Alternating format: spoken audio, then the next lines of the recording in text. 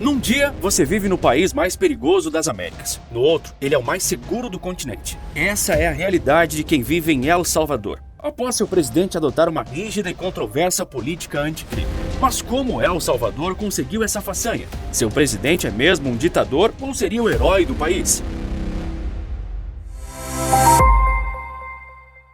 Nayib Bukele é o nome do presidente de El Salvador, ídolo de uma nação inteira, mas considerado ditador por seus opositores e pela imprensa internacional.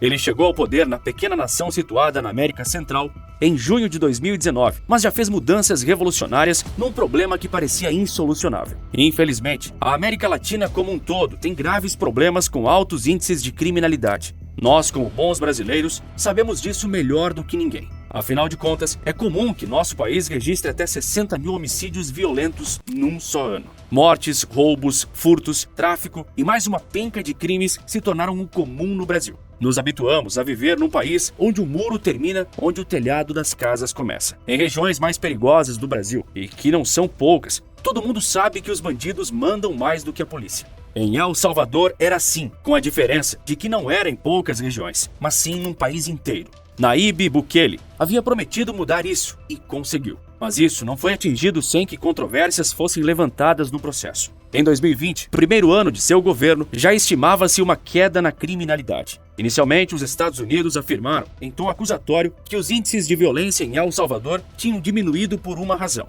O governo salvadorenho teria feito um acordo com as gangues que dominavam o país para que elas diminuíssem o nível de violência nas ruas em troca de favores, como incentivos financeiros, fornecimento de celulares a líderes de gangue, presos e até garotas de programa aos criminosos. Sim, no maior estilo acordo com o diabo. Em 2021, foram registrados 1.147 homicídios no pequeno país centro-americano, enquanto em 2017 esse número foi de quase 4 mil. Porém, não dava para prosseguir num acordo com o diabo por tempo suficiente, sem que sua alma fosse perdida no processo. Então, um final de semana mudou tudo nessa história, quando as gangues cometeram uma série de crimes, e o suposto pacto foi absolutamente rompido e de uma vez por todas. Foi aí que o governo salvadorenho partiu para a ofensiva, onde nem aqueles que haviam feito acordo foram poupados. A partir dali, Nayib Bukele se tornaria não só um presidente popular, mas um ídolo para muitos.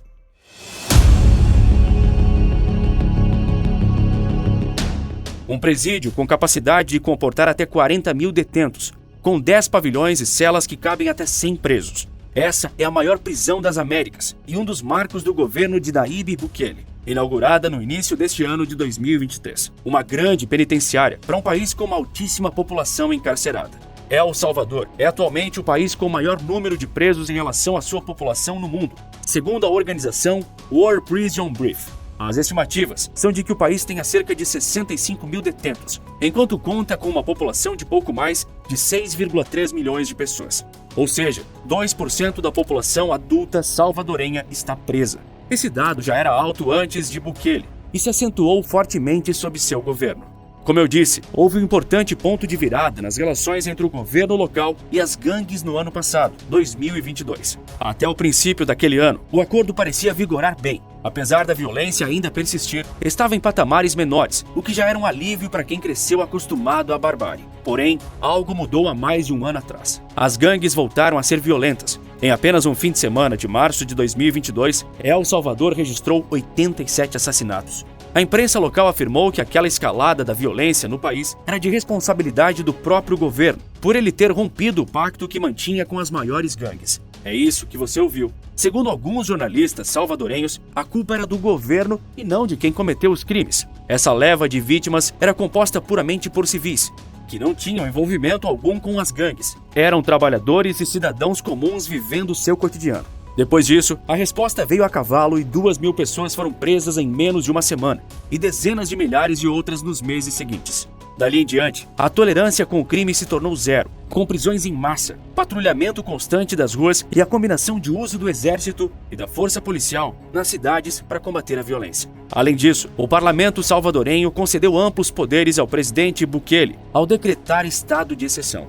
Era para durar um mês esse regime onde a liberdade de expressão, associação e circulação é restringida e o sigilo das telecomunicações podem ser quebrados quando bem o governo entender. Também foi estabelecido que os presos não têm direito a um advogado, o que ajuda a explicar a alta taxa de detenções. Mas o fator determinante desse regime é a permissão de que prisões sejam efetuadas sem que o mandado judicial tenha sido emitido.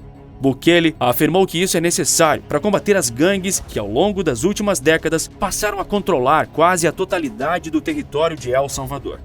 De março de 2022 até hoje, mais de 65 mil pessoas foram presas, em sua esmagadora maioria acusadas de pertencer às gangues ou de colaborar com elas. Num período de 10 meses, 1 em cada 100 salvadorenhos foram presos.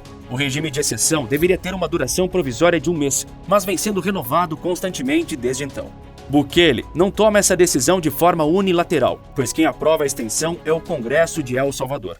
Em 2021, ano das eleições legislativas, e após 2 anos de um governo aprovado pela população, Bukele viu o Congresso do país ser inundado por deputados aliados. Afinal, a população gostava de Bukele, então votou nos deputados que ele apoiava. Assim, hoje ele consegue governar com ampla maioria no legislativo. Segundo pesquisa da SIG Gallup, 90% dos salvadorenhos avaliam a gestão Bukele como boa ou muito boa. Outras pesquisas indicam que sua aprovação pode chegar aos 96%. A insegurança, que há 1 ano era tida como o principal problema do país pela população, agora é considerada um problema por apenas 4% dos cidadãos entrevistados. Mas por que Bukele é considerado um ditador, mesmo sendo tão popular?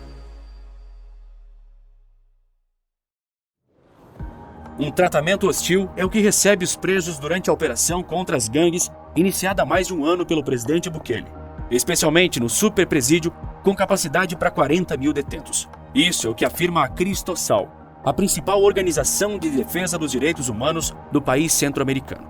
Eles argumentam que torturas, espancamentos e até eletrocutamentos são corriqueiras no sistema prisional de El Salvador. Os críticos da política anticriminalidade de Bukele também afirmam que centenas de pessoas já perderam a vida nas penitenciárias locais. Em entrevista exclusiva concedida à BBC, o vice-presidente de El Salvador, Félix Ulloa, reconheceu que é possível que algum erro tenha sido cometido e que pessoas possam ter sido presas sem ter ligação com as gangues, mas que uma operação antiterrorismo desse tamanho pode ter consequências indesejadas. Apesar das críticas, a população anda sem medo nas ruas hoje. El Salvador era um país extremamente dividido até 2019, com alternância entre 2 partidos tradicionais desde 1993, até que surgiu Nayib Bukele, eleito aos 37 anos. Ele já havia sido prefeito da capital do país, San Salvador, antes disso, em 2015, e lá começou a escrever sua popularidade. Logo de cara, ele renunciou ao seu salário como prefeito da capital. Com 3 meses de governo municipal, ele já havia entregue 200 obras públicas e revitalizado os centros históricos da capital do país, tudo como parte de um projeto de realizar 1000 obras em 4 anos. Como forma de tornar a implantação do programa transparente, Bukele criou um site para detalhar o passo a passo de todas as obras. Nele, estavam incluídas as imagens de cada projeto, a comunidade beneficiada, o valor investido, a fonte de financiamento, o número de beneficiários, os empregos diretos e indiretos criados e o período de execução.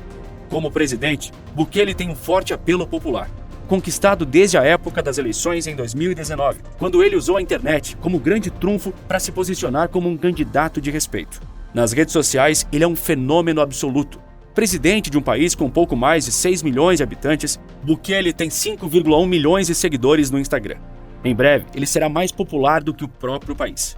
Bukele já se tornou uma forte figura política na América Latina como um todo, com comentários em seus perfis pedindo para que ele, de alguma forma, vá salvar outro país da região como fez com El Salvador. Ele tem ciência da própria popularidade, pois sendo formado em publicidade, tem amplo conhecimento de como a máquina de propaganda virtual é a mais poderosa já criada.